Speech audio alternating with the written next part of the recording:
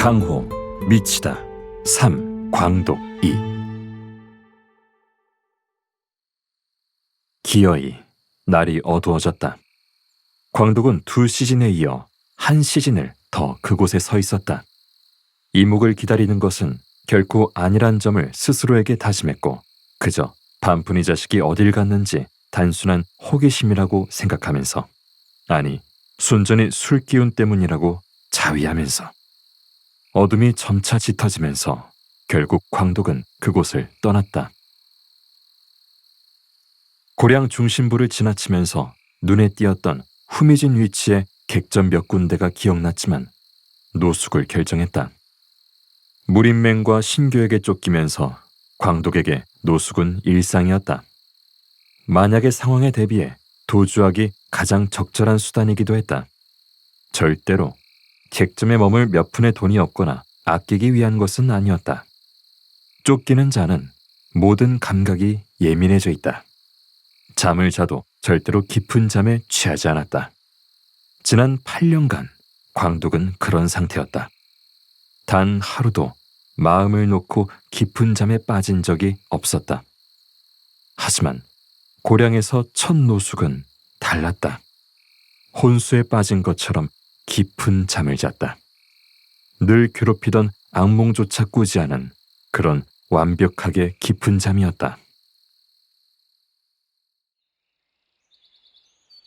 가슴이 불쾌하고 묵직한 느낌에 깨어났을 때 눈을 감고 있었지만 이미 날이 환하게 밝아왔음을 깨달을 수 있었다. 새벽은 훨씬 지난 것 같고 눈꺼풀에 내려앉은 밝음으로 보아 이미 태양이 훌쩍 떠오른 아침나절이 분명했다. 하지만 광독은 눈을 뜨지 않았다.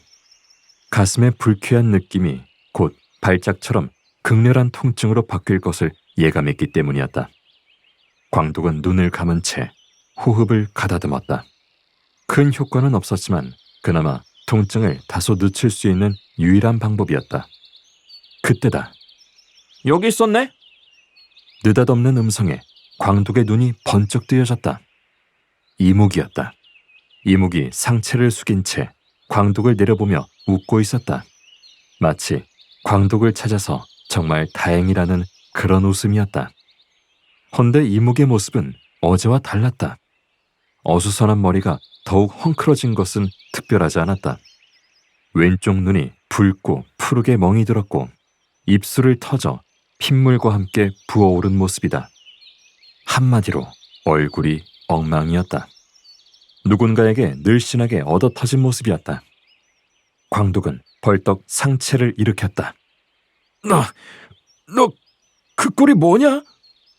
노숙의 원칙은 숲에서도 가장 눈에 띄지 않는 후미지고 적당한 공간을 찾는 일이다.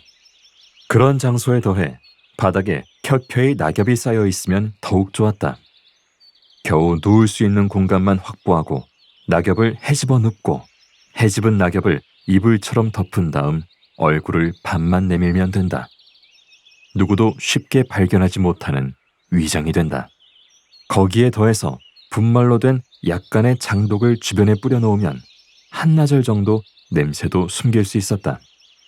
장독은 독하고 냄새도 은근히 역해서 짐승도 본능적으로 접근을 꺼리는 효과가 있었다. 물론 광독에게 장독이 해가 될 수는 없었다. 아직도 주변은 장독의 효과가 남아있을 것이 분명했다. 신교의 추적조에게 몇 차례 효과가 있었던 노숙이 이묵에게 발각됐다는 놀라움은 순간 생각하지도 못한 광독이었다. 이묵은 바지춤으로 불쑥 손을 넣었다가 꺼냈다. 손가락 굵기의 뿌리가 한 뼘 정도 되고 줄기와 잎이 달려있는 풀뿌리를 쥐고 광독에게 내밀었다. 이거 먹어. 이 자식, 말이 또 반토막이네. 뭘 먹어? 아직 아프잖아. 재촉하는 이묵의 표정에서 언뜻 안타까움이 스쳤다고 생각한 것은 광독만의 착각일까? 광독은 이묵이 쥐고 있는 뿌리가 길게 늘어진 풀을 보고 그만 눈이 커졌다. 오지구황이 분명했다. 5개의 길쭉한 잎이 손가락을 닮았으며 황은 양력이 미치지 못하는 곳이란 의미로 구황은 바로 약효가 쉽게 작용하지 못하는 육신의 9군데까지 혈액이 있다는 약초, 신령한 영초였다. 기함을 할 정도로 천고의 영약이라고는 할 수 없었지만 경험이 많은 약초꾼도 평생 몇 번 정도만 만날 수 있는 귀한 것임은 분명했다. 튼실하고 긴 뿌리로 보아 좋기 수십 년은 묵은 진상품이 분명했다. 이거 먹으면 좋아질 거야. 회렴으로 소용없으니 오지구황을 구해왔다는 의미리라. 이 자식, 오지구황을 찾아 산중을 헤매다 엎어지기라도 한 것인가? 아니었다. 누군가에게 얻어맞은 흔적을 몰라볼 광독이 아니었다. 꼭 먹고 아프지 마. 이묵은 광독 앞으로 오지구황을 던졌다. 그것뿐이었다. 이내 광독이 뭐라 말할 사이도 없이 몸을 돌리더니 냅다 달려가는 이묵이었다. 자신이 어이없게 늦잠을 잤다는 것도, 이묵이 영초를 하나 던져주고 갔다는 것도 생각할 수 없었다. 그저 지금의 상황이 황당했다. 광독은 한동안 그곳에서 얼음이라도 된 것처럼 앉아 있었다. 쌉싸름한 오지구황의 냄새도 의식하지 못한 채.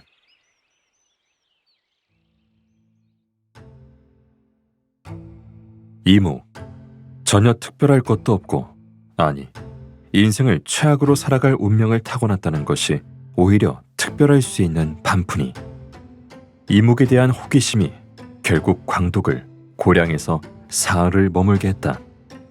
호기심이 관심으로 바뀌면서 도망자라는 광독의 본분까지 잊게 했다. 쫓기는 자에서 쫓는 자가 되어 이묵을 좀 더 세심하게 파악하기 시작했다.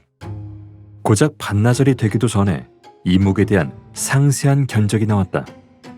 고량은 산서의 소도시이긴 했지만 제법 상업이 활발해 규모가 있었고 의외로 사람도 많았다. 하지만 이묵의 흔적을 쫓는 것은 별로 어려운 일이 아니었다. 한두 번의 수소문으로 이묵의 행적과 동선을 쫓는 것은 너무도 쉬운 일이었다. 우선 이묵은 낡은 판잣집에서 홀로 살았다. 홀로 살면서 언제 돌아올지 모르는 아버지를 기다린다고 했다. 그런 이묵에게 유일한 후견인 노릇을 하는 인물은 고량시장 입구에 있는 작은 만두 노점을 운영하는 조삼이란 산이었다. 만두집 주인 조삼은 고량에서 이묵의 아버지 이호와 유일한 친구였다. 허접한 약초꾼이었던 이호와 유일하게 술잔을 기울이는 사이이기도 했다. 하지만 그 속내를 보면 꼭 친구랄 수도 없는 관계임을 금방 알 수 있었다. 우선 광독이 파악한 이호는 의심이 없는 순진한 천성을 지닌 인물이다. 그런 이호를 유일하게 살갑게 대한 것이 조삼이었고, 이호가 가져오는 약초를 헐값에 사들이면서도 자신이 큰 인심을 쓴다고 믿게 하는 것이 조삼이었다. 사실 이호가 가져오는 약초의 양은 보잘것없었다. 가끔 귀한 약초를 캐오기도 하지만 약재상에서 취급하기엔 너무도 적은 양이었다. 당연히 이호는 약재를 처분할 방법이 쉽지 않았다. 돈이 있어야 하루의 끼니를 때우는 이호로선 난감한 일이었다. 조삼은 이호의 약초를 헐값에 사주었다. 이호는 그것만도 고마웠고 조삼을 철석같이 믿었다. 이호가 가져오는 약초를 말리거나 쪄서 보관할 수 있었고, 보름에서 한 달 정도를 모으면 의외로 상당한 양이 됐다. 조삼은 그걸 약재상으로 넘겨 몇 배에서 몇십 배의 수익을 내고 있었다. 조삼에게 이호는 친구가 아닌 쏠쏠하게 이익을 남겨주는 돈줄이었다. 그런 이호에게 조삼이 한 가지 제안을 한 것이 벌써 몇 년 전이었다. 산동의 깊은 산중에 벌목장 인부가 필요했다. 일이 험하고 위험해서 죽어나가는 자가 많아 일당을 후하게 쳐주어도 인부는 언제나 부족했다. 인부를 구하는 것에도 뒷돈이 걸려있을 정도였다. 은자 한 양. 인부를 구해주는 구전으로 붙은 그 돈을 위해 온갖 가머니설로 이호를 벌목장에 팔아넘겼다. 뿐만 아니라 품삯은 자신이 모아서 불려주며 이묵도 보살피겠다고 했다. 혓바닥으로 연꽃을 그려낼 정도로 화술이 뛰어난 조삼은 이호의 마음을 사로잡는 것이 어렵지 않았다. 이호는 1년하고 7개월 만에 벌목장의 흔한 사고로 목숨을 잃었다는 소문이 돌았다. 보통의 인부는 평균 6개월을 일하면 벌목장을 떠났다. 그만큼 일이 험하고 위험했다. 그런 사지에서 이호가 1년 넘게 버틴 것도 대단했지만 결국은 그 위험에서 벗어날 수 없었던 것이다. 이묵은 이호가 죽었다는 소문은 전혀 몰랐다. 네 아버지가 크게 다쳤단다. 필요한 약재를 구해달라는데 어쩌면 좋겠느냐?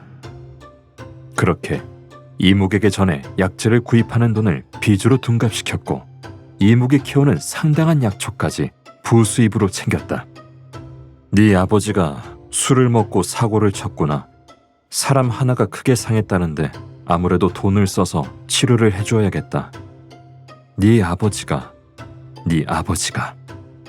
그런 식으로 이묵은 조삼에게 은자 수십냥의 빚이 생겼다.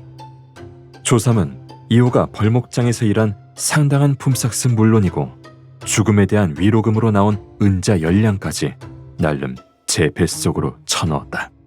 더불어 이목에게 그 이상의 빚까지 만들어 놓은 것이다. 쳐죽여도 시원치 않을 놈. 조삼의 낯짝을 확인한 광독에게 든 생각이었다. 이묵은 또 고량에서 다양한 허드렛 일을 하며 돈을 벌었다. 그중 대표적인 것이 저풍표국의 임시 일꾼으로 일하는 것이었다. 갑자기 표물이 늘어나는 상황이 생길 때마다 임시로 많은 인부를 고용하는 곳이 표국이었다. 이묵은 미친 듯이 일했다. 저풍표국의 20명의 표도 중에 한 사람인 한다령은 이묵의 힘이 의외로 강인하다는 것을 한눈에 알아본 자였다.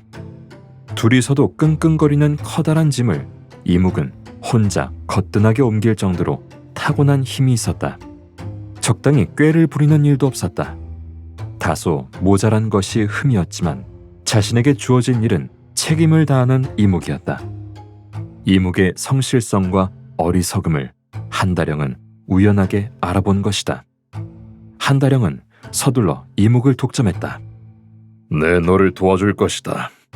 표국의 짐을 부리는 일도 줄을 대거나 뒷돈을 밀어넣는 자가 있을 정도로 점점 경쟁이 심해진다. 허나 내가 관장하는 창고의 일은 오직 너를 우선 부릴 것이니 표국의 일은 내게 맡기도록 해라. 표두님, 정말 고맙습니다. 이묵의 한다령의 배려에 진심으로 감격했다. 하지만 그 속내도 파고들면 상황이 전혀 달랐다. 표두에게는 단순한 임시 인부가 아닌 몇 달 단위로 고용할 수 있는 인부의 숫자가 있었다. 당연히 일당을 지급하는 것이 아니라 의외로 많은 액수로 한 달 단위의 급료를 지불했다. 일을 잘하고 능숙한 인부를 확보하기 위한 저풍표국의 정책으로 한다령 재량으로 그런 인부 셋을 고용할 수 있었다. 한다령은 이묵을 셋 중에 하나로 표국의 명부를 올렸고 꼬박꼬박 급료를 챙겼다. 이묵에게는 대신 일당을 지급하고 차액을 착복했다.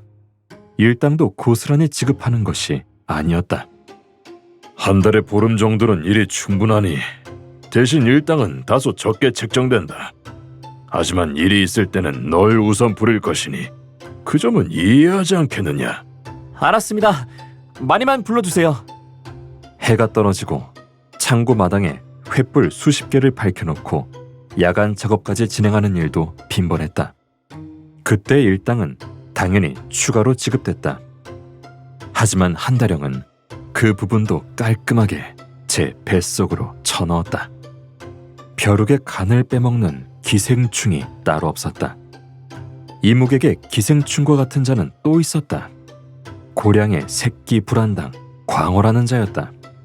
이제 20에서 1살이 모자란 광호는 작달만한 체구에 앞니마가 툭 붉어졌고 독사눈을 가진 한눈에 보아도 상당한 독종 기질을 풍기는 자였다.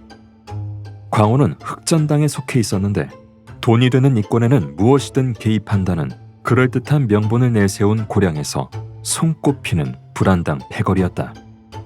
흑전당의 당주 광막은 적절한 수준의 무공과 조직 장악력이 뛰어나 불안당 패거리에 순회 치고 고량에서 제법 영향력이 있는 인물이기도 했다. 광호는 바로 광막의 유일한 아들이었다.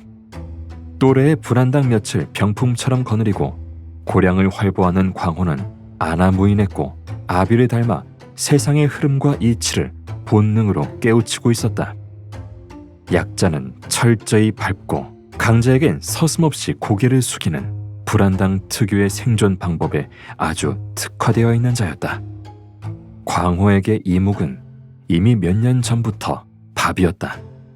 지닌 푼돈을 뜯어내는 것은 기본이었고 기분이 언짢을 때는 화풀이 대상으로 난감한 일을 시킬 때는 심부름꾼이었다.